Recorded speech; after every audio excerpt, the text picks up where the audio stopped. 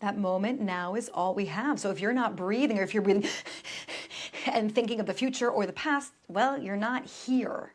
And that's where we are. And that coincides with what we could call that spiritual experience, that presence, that consciousness, and that embodiment, so that you can feel into it. Because we're, like Jem said, we're spirit in human form. So we're given these bodies to experience. Welcome to the incoming Radiant Wellness Podcast, where intuitive movement educators Jem Burns and Stephanie Y Jolivet help you to embody spiritual concepts in order to embrace your physio-energetic wholeness. And now, let's get to the episode.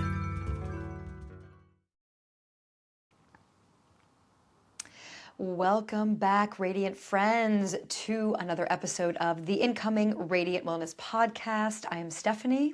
I am Jem. And we are the incoming, and we are back for season 2. Wow, we're in 2026. We're in the season of the fire horse. We're coming off ecliptic season and moving into the solstice. That's a lot. It's actually a really beautiful place to have condensed or coalesced in this moment. So happy to be here. And if you have not already listened, we have 10 episodes from the first season. So head on over to any podcast platform, you will find us. Or come on into our community, theincoming.co. You can join for free. Podcast is there. And you also get this welcome space to make yourself at home. So it is our home, and you are welcome. And to get us going today is a question. And actually, when Jem and I come together, we always have a question. We may not always voice it, but we're going to be more conscious and direct about that question. So today's question that we are answering is, what is the spiritual experience? What might it look like? How do you even know that you're in one? And so I am throwing that out there to you, dear sister Jem, because you and I, of course, have discussed in our own podcast, in our own ways, what that is. And I really enjoy your language. And I know everyone, all of our audience will as well. Thank you. Thank you for that introduction. Yeah. I would say that we are all having a spiritual experience. And when it gets to the level of actually speaking, I am having a spiritual experience, or maybe we say somebody is having a spiritual experience. My sister loves to say that Jamie, am on my spiritual experience. But I think it's because my experience has gotten to a level which is perceptible to see now, this evolution of awakening, of awareness of what I'm able to perceive. So it can look like maybe I'm out of the alignment now with the people that are resonating in a different speed where I was, and then I've moved into a different evolution. I've evolved. So every person is going to be moving through an evolution here on this planet. It's Earth School. And in that evolution, that is the spiritual experience. We are a spirit embodied in human form to experience this space, this planet, people, experiences, all of it, to learn and grow and evolve. Well, and I know with MirrorWork, you love to remind us that this is a reflective universe. So how amazing is that? And how grounded that your sister is reflecting, you, Jamie, are having a spiritual experience. Whereas you know, capital K, know, you are having a spiritual. So of course, in some ways, because you are aware, you are going to be getting that reflection back. And who better than the people closest to us to reflect that back? Yeah. I love the reflective universe, because it's gonna show you where you're at too. What information is coming in? What are we perceiving? What is along our journey? What is on this path? What can I perceive? We cannot perceive more than we have the reference points for. So if you don't have the reference points, you're going to be in a different level of perception, of being able to see what is around. And then things come in. Usually it's people or circumstance. It could be, you know, a car accident or something happens to really shift you. So there are things, there are experiences that happen along the path that are from your spirit, helping the human organize into what you signed up for before you came in, right? So that is the experience. It's, I'm going to come to this planet and I'm going to evolve. I'm going to evolve myself. I'm going to grow. I'm going to have these experiences. These experiences are going to shape my life. They're going to teach me things. I mean, my sister, I love her so dearly. She is one of my biggest teachers because she knows exactly which buttons to push to get me into a state. And so it's my job to not react and to find a different path, to find a different groove. That's how we break the chains. That's how we liberate ourselves into a new level, a new way to play. And, you know, if this is a video game way of thinking about it, we can go from this level of playing and on this journey, and then I go to the second level and I level up, and now I'm with these people over here doing these things. And it's like that in this human experience. We go along, some people are with us for a long time, some people for a season, some for a moment. You know, I had an experience just this week where a guy got me to shift so many things. And I don't even know this person, we just barely met, but that in that moment, I recognized that he was a domino that allowed all these other dominoes to collapse around. And that chapter got tidied up, you know. It's like, okay, I'm not doing that anymore, because he was here to teach me that lesson and for me to allow that lesson to unfold and then move in a different way. And now I'm okay, I pivoted, I'm on a new direction. So thank you, blessings, and I can move forward now. And I love that you talked about the levels. It's like, and it's not necessarily that it's always leveling up. Like you said, oh, I've pivoted over here. A pivot is by nature, it's from this direction to in the same plane to a different direction. You know, when you are conscious, when you can say, wow, I just had a spiritual experience. When you can claim that, that is that level of consciousness that, oh, that's it. Like, is there more? I made it. Of course there's more, because you're still here embodied in your form. And sometimes it might feel like, okay, in the, let's say you're, like you were saying, Jeb, in that metaphor with the, can you tell I do not play video games? I was like, what's the word for it? I don't either, to be honest. But it felt like, yeah, that's right. It is. And because I connected to it too. I used to and I was never good at them. And in any case, but I love to play. It felt really good to level up. And in that new level, it was like, wait a minute, I don't know what to do now.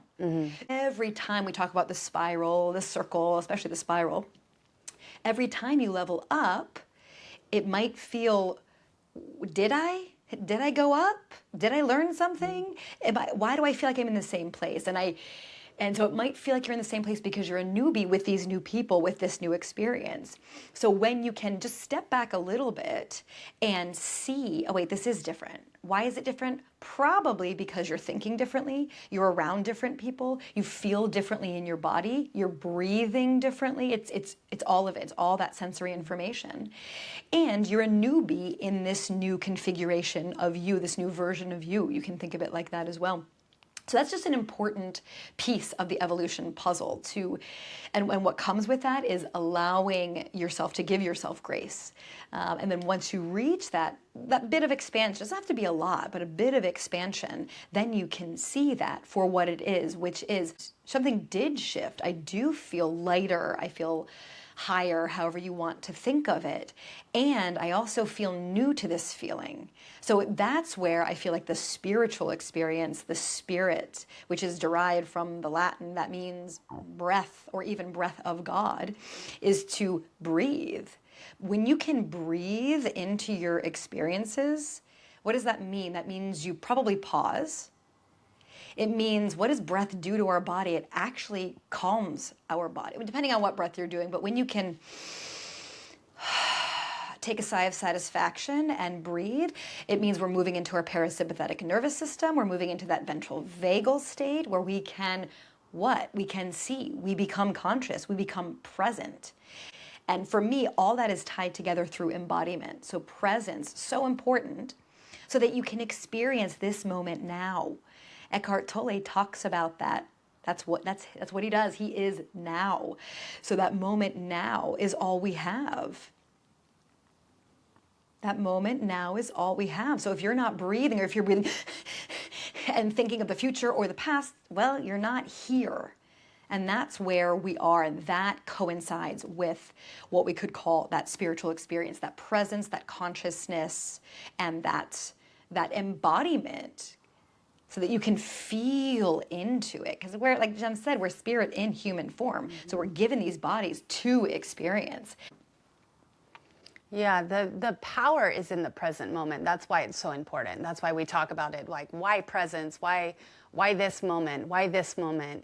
That's where the power is. That's where the choices are happening in this moment. Even if you're having a worry or a concern about the future, which we probably most all of us do, we take ourselves out of that moment, and we're perceiving ourselves in a future moment, and then we're actualizing, like, what is happening in that scenario? How does it look? What do I look like? Well, your body doesn't know the difference between you being in this state over here of really worrying and anticipation, or it being right in front of you. So when you can come into presence in the breath and drop in and really be in the body and feel, feelings. Do we want to feel them? We have to. We're built. We're sentient beings. The sentience are the senses. Like, that's how all the things arrive into this vessel that is doing so much work on our behalf and is so powerful. Like, I don't even have to think about pumping my blood to my organs, or what is my liver doing today, or any of it, because my body's already organizing that. So it gives us this freedom to create, to imagine. But most of us are with our phones, connecting to other people's stories. And it's not that those things are bad. They're creations of others, but it's also, what are you creating? What are you here to create and lend us, right? Because there's not any other you here. It's only you. And you are a singular spirit that is come to bring something here. And we're all waiting for you to arrive in that space of you, so that we can see you, right? If we're trying to be something else, or being someone else, or I want to be like Stephanie. Stephanie is so cool. I learn a lot from this girl. I don't know if she's on this side or this side for you guys. And also, if I'm going to go do all my things that she knows how to do, I won't ever make it, because I've not had the same experiences she's had. I don't breathe the same air that she even breathes. We're in such a different time and space and reality. But we can show up here in this moment and resonate in the same frequency, because we're both here doing the work. And I talk about this a lot with her in a sidebar. It's like, we're like a ladder, we steadily climb the mountain. And Stephanie spoke to something earlier about the spiral, and how do we know? Like, how do you know? There's moments in time, and I'm sure this has happened to many of you, where something happens and you behave differently, you react differently, you act differently than you would have acted. And you're like, oh my God, I didn't say that thing. An older version of me would have been so mad and been like this and done like that, and this version didn't do anything. That's growth. That's the witness, right? So we teach in the incoming, in our community, all of the tools that we have. We've got some pretty rad tools. We teach all of these ways in which, how do you become the witness? How can you witness your life when you're living your life? Like, how do I do that too? I'm just one person. Well, come to the mirror. Now you are two, right? So there's ways in which you can change the way you perceive. And it's through the senses, it's through the intuitive nature, it's through the fields. We're always going to be talking about the fields, because out here, it happens out here, and then once it gets here, once it gets to the body, then that's when we're like, oh, I have so much pain. I have a rash on my face. I got to do something now. But we can do it out here, and then it works much faster. So these are things that we do to embolden ourselves on the spiritual journey, to make sure that we keep climbing in that spiral, that we now can perceive ourselves from the top and be like, oh, I didn't take the bait. I can't tell you how many baits I've had in the past week of people trying to get me to chomp. And I'm like, no, I'm not doing it. Because why? I'm in a different level. And I can perceive that I'm no longer the one that needs to do that, to react that way. I'm watching. This is the real work of the human, by the way, is the spiritual work, is the journey that you're on to be human that is here to shine your light in whatever way that means for you, and whatever way that you are here to shine your light. And taking that pause, breathing. That's why most forms of movement and meditation and practice that have survived talk about and integrate breath into the body. I was thinking about my spiritual journey, and recently, so I just moved back from France after 5 years, and that is a big key point. It's not it's not like, oh my gosh, all of a sudden I'm awakened. For some people that does happen. That is not my journey. My journey has been a lifelong process. I'm almost 45, realizing, that's it? I have a choice? Okay. And when I think about that, I think about the external world that I was living in. Speaking of this reflective universe, I was living in the country. There was just open expanse. In the spring, right now, actually, there are probably golden, like neon golden fields of flowers. And there's this magnificent wind, and there is peace. When everyone asked, oh, are you happy to be in the country? It's calm, yeah? And at first I was like, no, like my body was not attuned to that frequency. My body has been anxious most of my life. And so I say it often, when you are able to slow down enough to catch up with the calm that does exist in something like living in the country, wow, is that for me, that was like a literal, oh, this is it. I can embody the spaciousness. I can embody the calm. I can embody the peace. And so to get there, though, for me, looked like a lot of rage, looked like a lot of screaming, looked like a lot of feeling rejected, looked like a lot of crying my eyes out, looked like a lot of emotion. So I was very much moving through. Once I realized, oh, wait, you mean I can just take a back seat to my soul and let her drive me around? Well, that's so much damn easier. Like, that's so much more fun. Then I can just begin to trust. And I do feel like I have been like, come on, soul, you're coming with me. Meanwhile, my soul is like, okay, Stephanie, guiding me the whole time.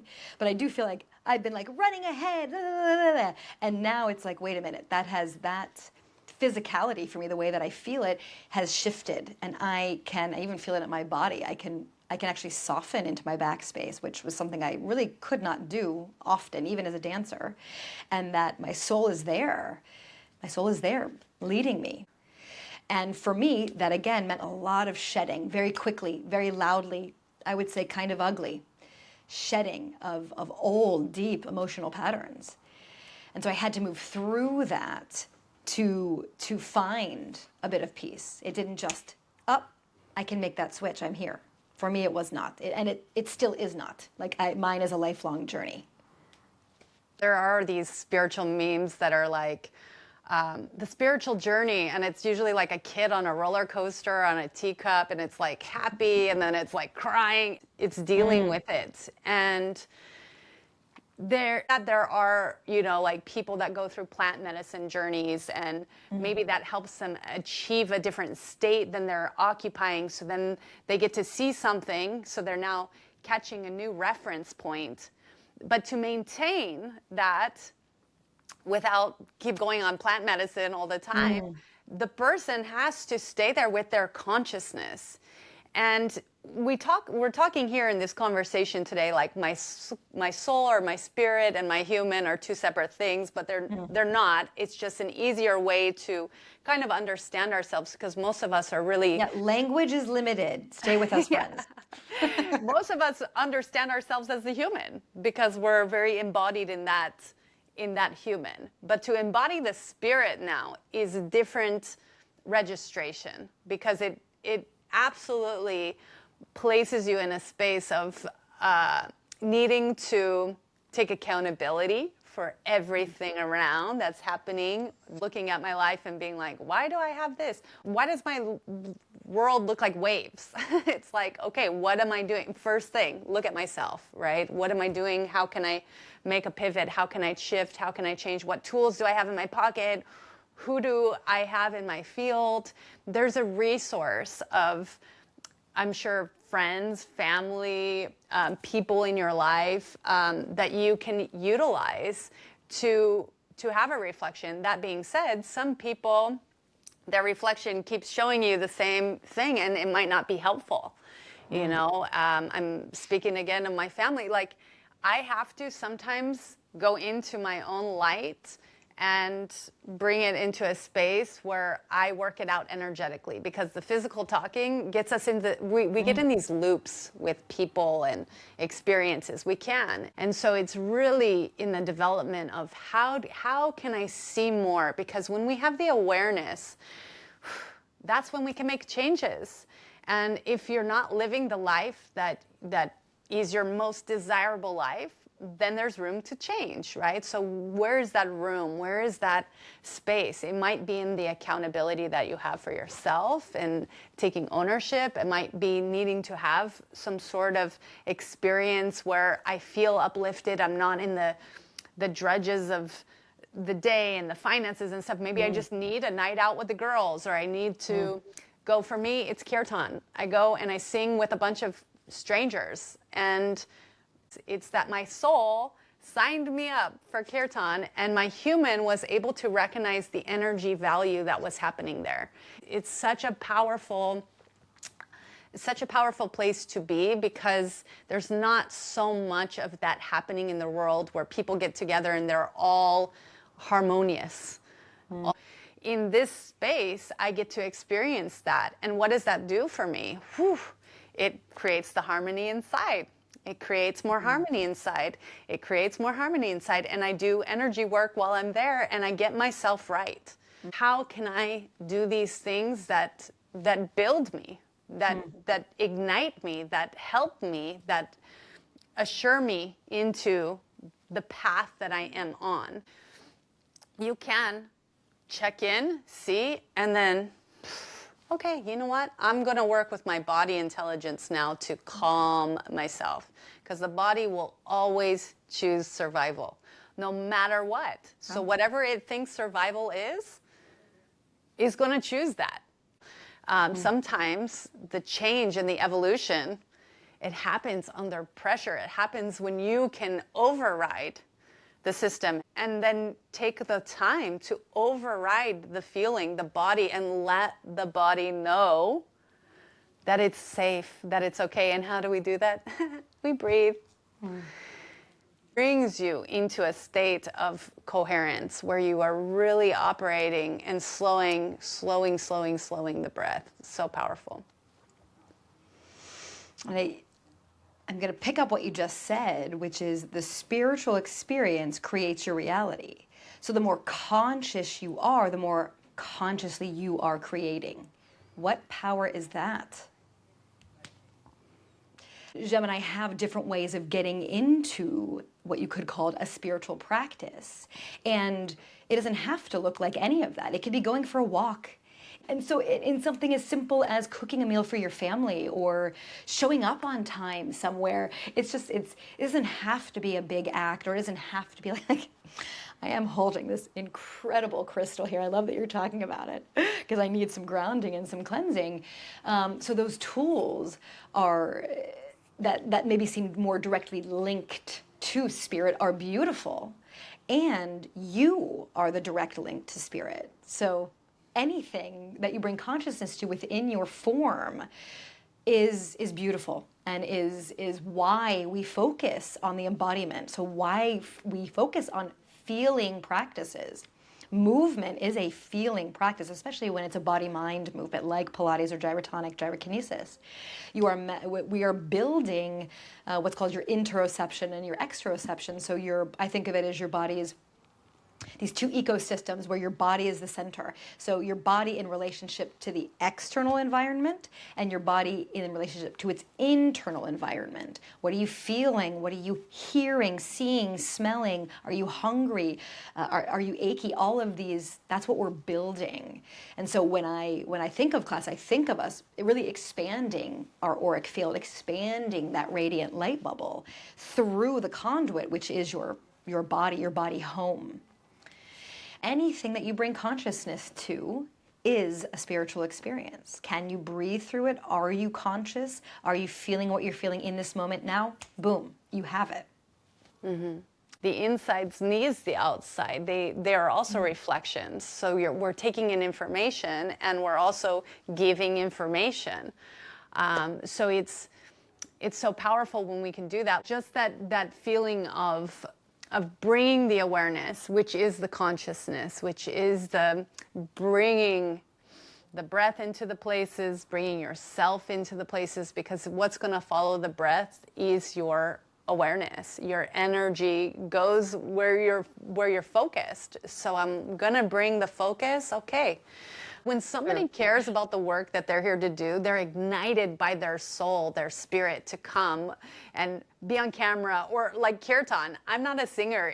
Like, I would be mortified to sit here and sing for you all, because it's not that I feel that I have a nice singing voice, but I'm going all the time because of the energy, because of the alignment, because it's doing something, it's speaking to something that's bigger than me. It's bigger than my human. So I put my butt in this seat, and I sweat, and I sing the mantras, and I do it because I know it helps. I know that it's doing a job that the human Jamie will not do unless she's like signed up for this class. So you're going to go to this class. And so I go.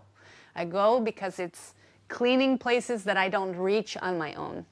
And sometimes we need a little bit of that love too. So yeah, I just want to inspire you to find what it is. And you'll know, because your soul has a way of also speaking. And it might be subtle at first until you get some grooves there with your breath.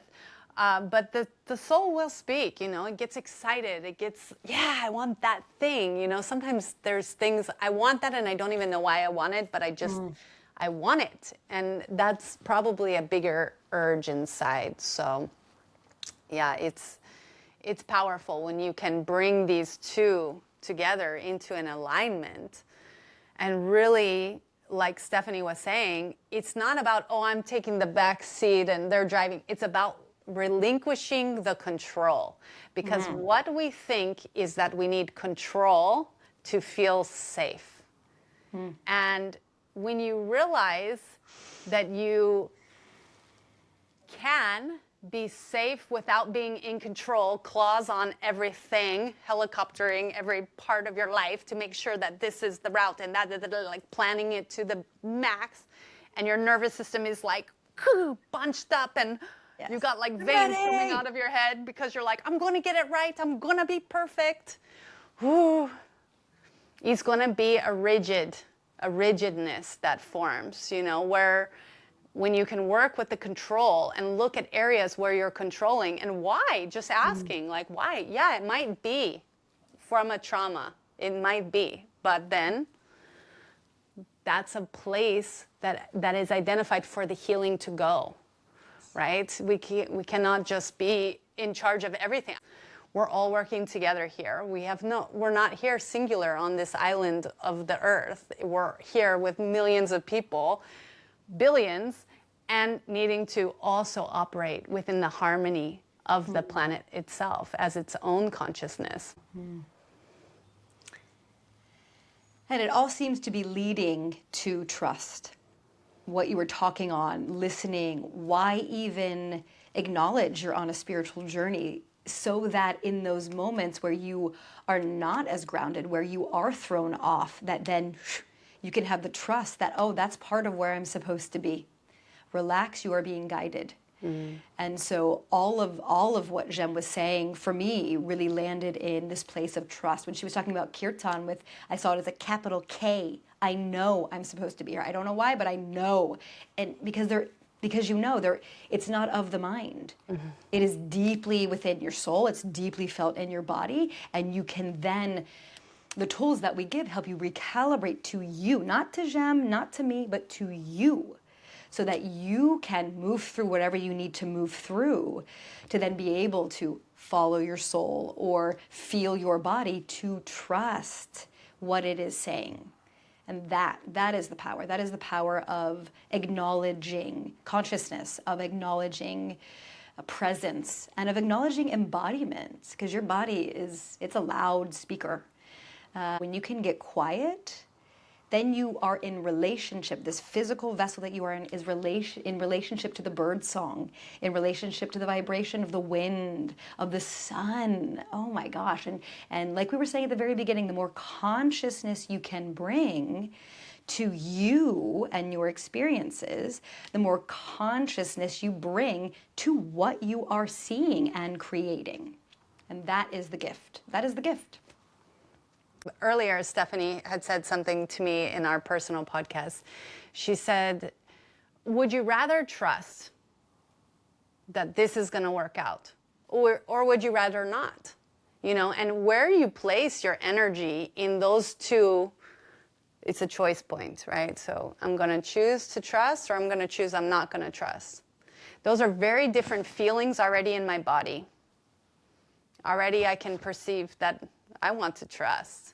I want to trust that what I'm aiming for, what I'm going for is there waiting for me. Because if I go down this other route of not trusting, guess who I don't trust is myself. First of all, I'm not going to trust myself to get myself there. And then that already takes me down into a different state. Then I'm going to have to climb back up. Would you rather trust? And when you start to see the synchronicities of life, wow.